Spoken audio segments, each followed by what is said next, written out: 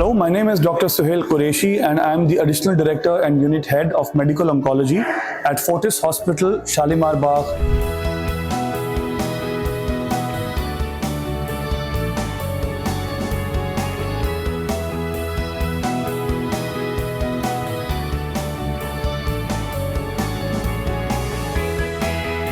So most importantly, these conferences help us to exchange ideas with people of the same field who are leaders and who are completely abreast of the knowledge for today. Because आज की date में ये बहुत important है कि एक oncology जैसे discipline में जो ever changing science है, every day some new research is happening, some new drug molecules are coming up, newer treatment strategies are being developed.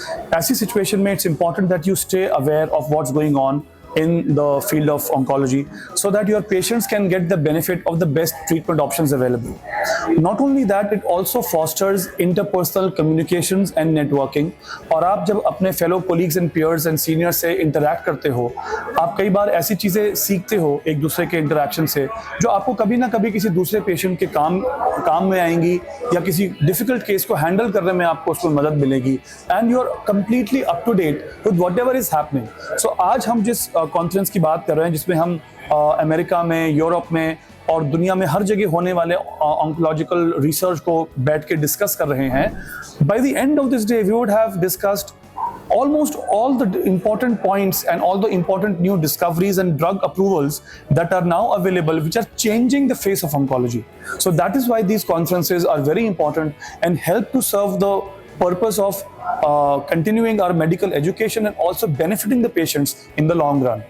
21st century mein cancer is now a lifestyle disorder. Yes, it is linked to many environmental exposures like tobacco, smoke, alcohol, many diseases which increase the risk of development of cancer, like obesity. मोटापा अपने आप में एक बहुत बड़ा risk factor है बहुत सारे कैंसर्स के होने का. Then genetic predisposition, बहुत सारे कैंसर्स में अराउंड 8 to 10% ऑफ कैंसर्स में कोई ना कोई जेनेटिक प्रीडिस्पोजिशन होता है जिसकी वजह से किसी पेशेंट को कैंसर होने का रिस्क बढ़ जाता है. ये सारी चीजें आज से हम 15-20 साल पहले इनके बारे में उतना बात नहीं कर रहे थे, but as we are going forward the era of genomics is here to stay और हम कैंसर को इंडिविजुअल बीमारी के तौर पे नहीं बल्कि अब मॉलिक्यूलर लेवल पर देखते हैं कि किसी भी कैंसर में उसकी इंटरनल जेनेटिक एनवायरनमेंट हमें क्या बताता है. सिमिलरली आज हम ये देख रहे हैं कि with increasing awareness of patients regarding health and lifestyle, cancer detection rates भी improve हुए हैं.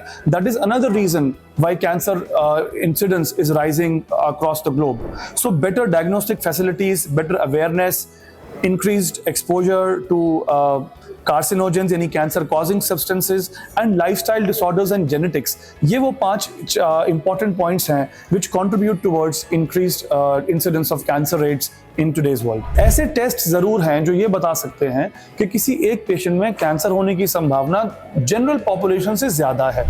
और इस तरीके के हेरिडिटरी टेस्ट आज की डेट में भारत में, हमारे देश में बहुत सारे अच्छे हॉस्पिटल्स में एंड लेबोरेटरीज में अवेलेबल हैं जिससे कि आप अपने जेनेटिक रिस्क को एस्टिमेट कर सकते हो और अपनी एक बेहतर स्क्रीनिंग कर सकते हो ताकि आप उस कैंसर को अर्ली स्टेज में डिटेक्ट कर पाओ बजाय कि वो लेट स्टेज में डिटेक्ट हो जब तक आप क्योर के चांस को खो चुके हो.